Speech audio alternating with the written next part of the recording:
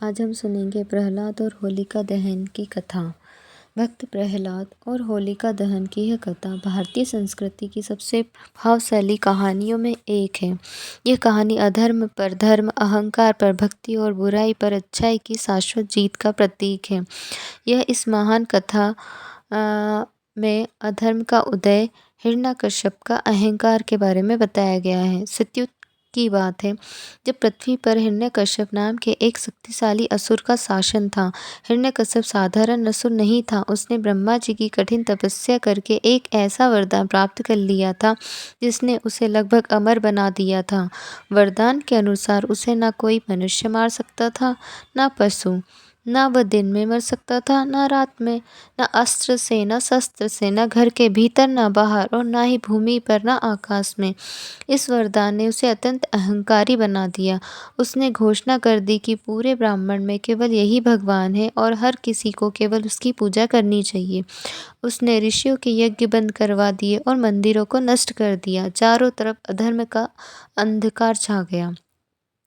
फिर हुआ प्रहलाद का जन्म। इसी अहंकारी राजा के घर में एक बालक का जन्म हुआ जिसका नाम रखा गया प्रहलाद।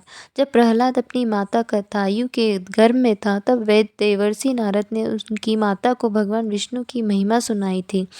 गर्भ में ही उन उपदेशों को सुनकर प्रहलाद के मन में नारायण के प्रति अटूट भक्ति जाग गई थी। जैसे जैसे प्रहलाद बड़े हुए उनके मुख पर हमेशा ओम नमो भगवते वासुदेवाय, ओम नमो नारायण का जाप रहता था। हिरण्यकश्यप को जब यह पता चला कि उसका अपना पुत्र उसके परम शत्रु विष्णु का भक्त है तो वह क्रोध से पागल हो उठा। उसने प्रहलाद को समझाने के लिए असुर, गुड़, संडा और अमरका के पास भेजा ताकि वे उसे असुरों की नीति सिखा सकें। लेकिन प्रहलाद पर किसी का प्रभाव नहीं पड़ा। वे तो बस हरि नाम में मग्न रहते थे। इसी प्रकार जब समझाने के सारे तरीके हिरण्यकश्यप के विफल हो गए तो हिरण्यकश्यप ने अपने ही पुत्र की हत्या का आदेश दे दिया। उसे लगा कि प्रहलाद का जीवित रहना उसके साम्राज्य के लिए खतरा है। उसने सबसे पहले हाथियों से कुचलवाना चाहा। प्रहलाद को मतवाले हाथियों के सामने फेंका गया, लेकिन भगवान की कृपा से हाथियों ने उन्हें चोट पहुंचाने के बजाय उनके सामने घुटने टेक दिए। फिर पर्वत से गिरवाना, उन्हें ऊंचे पर्वत की चोटी से नीचे फेंका गया, लेकिन भगवान विष्णु ने उन्हें अपनी गोद में थाम लिया। फिर तीसरा था प्रहलाद को जहरीले सांपों की कोठरी में डाला गया और कालकूट विष दिलाया गया, लेकिन वह विष भी नारायण का नाम लेते ही अमृत बन गया। हिरण्यकश्यप का क्रोध अब चरम पर था। वह समझ नहीं पा रहा था कि एक छोटा सा बालक उसकी पूरी शक्ति को कैसे चुनौती दे रहा है। फिर हुआ होलिका और अग्नि का षड्यंत्र। अंत में हिरण्यकश्यप की बहन होलिका सामने आई। होलिका को यह वरदान प्राप्त था कि अग्नि उसे जला नहीं सकती। उसके पास एक विशेष चादर ओढ़नी थी जिसे ओढ़ने पर आग बेअसर हो जाती थी। हिरण्यकश्यप और होलिका ने मिलकर एक भयानक योजना बनाई।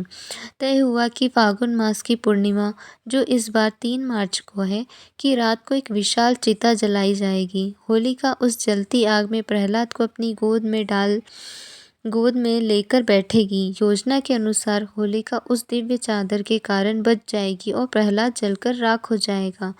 जब चिता जलाई गई और होलिका प्रहलाद को लेकर आग के बीच बैठी तब प्रहलाद डरे नहीं। उन्होंने अपनी आंखें बंद की और पूरी श्रद्धा से नारायण का स्मरण करने लगे। तभी एक चमत्कार हुआ। तेज हवा चली और जादुई चादर होलिका के ऊपर से उड़कर बालक प्रहलाद के ऊपर आ गई। देखते ही देखते वरदान का गलत इस्तेमाल करने के कारण होलिका उस आग में जल गई और प्रहलाद का बाल भी बाका नहीं हुआ। यही कारण है कि आज भी हम होलिका दहन मनाते हैं, जो यह याद दिलाता है कि यदि ईश्वर आपके साथ है तो दुनिया की कोई भी ताकत आपका अहित नहीं कर सकती। फिर हुआ नरसिंह जी का अवतार। होलिका दहन के अगले दिन का सूरज एक नया संदेश लेकर आया। हिरण्यकश्यप ने जब देखा कि प्रहलाद आग से भी जीवित निकल आया तो उसने प्रहलाद को एक लोहे के खंभे से बांध दिया और गरजते हुए पूछा, कहाँ है तेरा भगवान?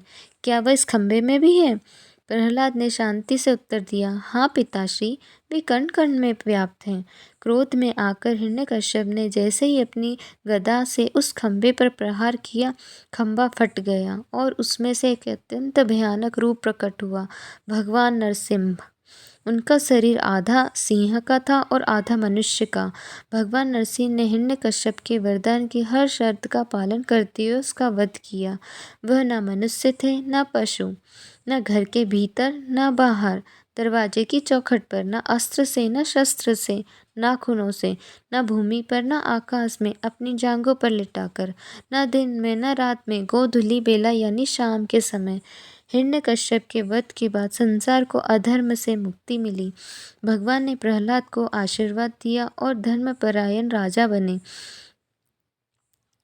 प्रहलाद की यह कहानी हमें सिखाती है कि भक्ति में वह शक्ति है जो स्वयं भगवान को प्रकट होने पर विवश कर देती है। इस साल जब आप 3 मार्च को होलिका की अग्नि देखें तो अपने भीतर के अहंकार, बुराई को जलाने का संकल्प लें, और 4 मार्च को जब आप रंगों से खेलें तो वह प्रहलाद की उसी निश्चल भक्ति और खुशी का प्रतीक हो।